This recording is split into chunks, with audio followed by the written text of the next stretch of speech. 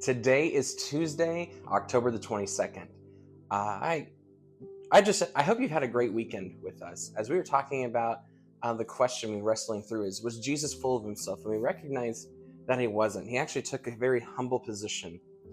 And I think this is a hard thing for us to wrestle with. Because on the one hand, if you read through the gospel accounts, there are times where you see Jesus being so humble. You see Jesus leading the way in humility. And actually, we look at the world around us, businesses model a lot of how they lead on servant leadership, which they learned from Jesus. They don't know, a lot of them have no idea that's where they learned it. That's where they learned it. The idea of stooping down and putting yourself in the feet of as a servant to take care of those you're leading. But you can also read through, and if you listen to Mark Moore's video yesterday, you can kind of read through, and sometimes it can feel like Jesus is very arrogant and full of himself. I heard a quote one time. I think actually Adam Jones was the one who shared this quote with me from a podcast he was listening to. So I don't remember who's the one who was talking about it. But the quote basically goes along this, is that this person thought for a long time that people were arrogant and full of themselves, especially leaders. Like, you can come to a meeting, you can be with leaders, and you can be like, man, I think that person was arrogant. When sometimes people who know what they're doing and are consumed with their mission and their passion, they know exactly what they're supposed to stand for, they're not arrogant. Sometimes they're just 5 steps ahead of you, and they know what they're supposed to be doing. But I think in our culture, we perceive it as arrogance. And maybe you're asking, what on earth does this have to do with today's video? Well, this is what it has to do with. The question we're supposed to ask, read from Mark Moore's challenge to us, is read Daniel chapter 4 and contrast Nebuchadnezzar, the king of Babylon, to Jesus. And it's a leadership issue. It's a leadership issue about humility for the same things. And I think there's some similarities in there. If you read the book of Daniel, and I want to warn you, because some of you who follow along with us and do these videos with us, you're new to the Bible. Daniel's in the Old Testament. He was a prophet of God. That means God spoke through him, and he got to interpret some crazy dreams for some leaders throughout his tenure as a prophet. If you read Daniel chapter 1, chapter 2, chapter 3, chapter 4, chapter 5, you read it, you may get confused. Daniel is a weird book. Unlike other books that we go through when we read through, Daniel is not put in chronological order. So as an American, as a Westerner, if you read it through the lens of, okay, chapter 1 is this, then chapter 2 is this, then chapter 3 is this, because that's how we think, you're going to be really confused. What you need to know is that when they compiled the book of Daniel, they put it into sections based off of thoughts. Different thoughts. So if you choose to read through the book of Daniel, you're going to see that it kind of repeats and jumps back all over the place to itself. So you just need to know that going into it. And during this time period, Nebuchadnezzar was king. He was the same Nebuchadnezzar who built the huge statue, and he said, Shadrach, Meshach, and Abednego, and all these people fall down and worship the statue of me. And they didn't. It's the fiery furnace. You can read it actually in chapter 3, the chapter before this. And in chapter 4, King Nebuchadnezzar has a dream. In this dream, he sees this huge tree that reaches up to the skies and has an amazing foundation, and things find rest in it. And then bad things happen to the tree. This being from above comes down, declares a curse over the tree, and says, let's chop down the tree. It kind of freaks Nebuchadnezzar out. He wakes up from this dream, and he calls on the wise men and the scribes to come tell him what happened. No one could except for Daniel. Daniel comes, and he actually at first is kind of scared to tell the king the dream. And I think if I were Daniel, I'd be a little bit scared too, because previously when you said things to the king you didn't like, it threw you in a fiery furnace. And what happens here, though, is he interprets the dream and says, hey, God has given you all this authority. God has blessed you, and your nation is great, and you're doing mighty things. But because of your arrogance, your lack of humility, God is going to cut you down.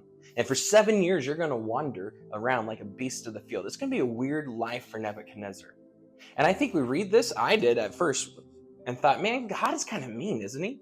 And then I remembered, actually, he's not. Because what happens is God warns him through a dream, dude, humble yourself. Remember, I'm the God who delivered Shadrach, Meshach, and Abednego from the fiery furnace. I'm the God who delivered Daniel from the lion's den. I am the God who does these things. Stop worshiping yourself. This is a warning, a wake-up call. And it says that a year later, 12 months later, Nebuchadnezzar still hasn't learned from his dreams. He still hasn't learned from the things. And he says, look at all the things I've done. And God said, okay, I warned you. If you didn't humble yourself, there would be a consequence. And he ended up having the consequences. And at the end of it, Nebuchadnezzar says this: at the same time that I declared these things about God, reminding myself that God is in control, that God has this, and that Yahweh is the real God and not me and not the other gods I worship. My sanity was restored, my honor and splendor returned to me for the glory of my kingdom.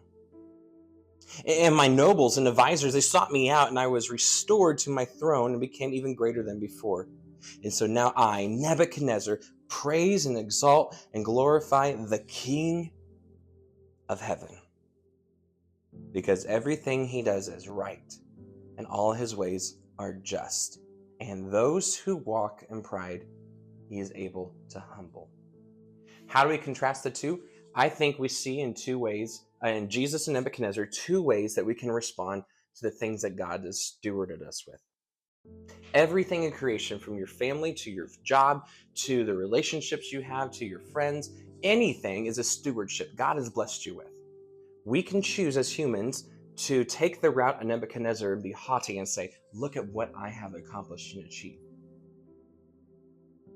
And as the author King Solomon wrote, that pride goes before destruction, a haughty spirit before a fall.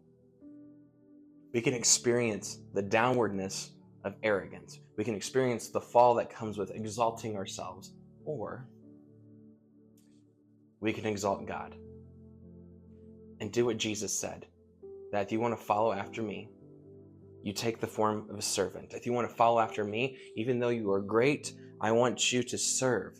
Even though you may do awesome things for my kingdom, I want you to serve. That humility at the feet of God. And when we all recognize that there is one king and all the rest of us are servants, that is where we find true glorification, because we're not glorifying ourselves. We're glorifying God. And we don't have to walk through brokenness that way. We don't have to walk through God humbling us because we chose the better path. Today, you have two paths before you that you can choose. On the one hand, you can live in arrogance and haughtiness and self-servingness like Nebuchadnezzar, or you can choose to learn from him and choose the way of Jesus. Which way are you going to choose today? Let me pray for you. Father in heaven, may we recognize as followers of you that there is nothing beneath us. When people ask us to do something, we don't say, I'm greater than that, or I don't need to do that. May we serve. We lead the way in serving. We lead the way in generosity. We lead the way in love. We lead the way in grace, because that is your way. And if our King lived that way, then we should choose to live that way too. Today and every day, help us to choose the right way to live. Amen. Until we see each other again, church, you are sent. Have a great day.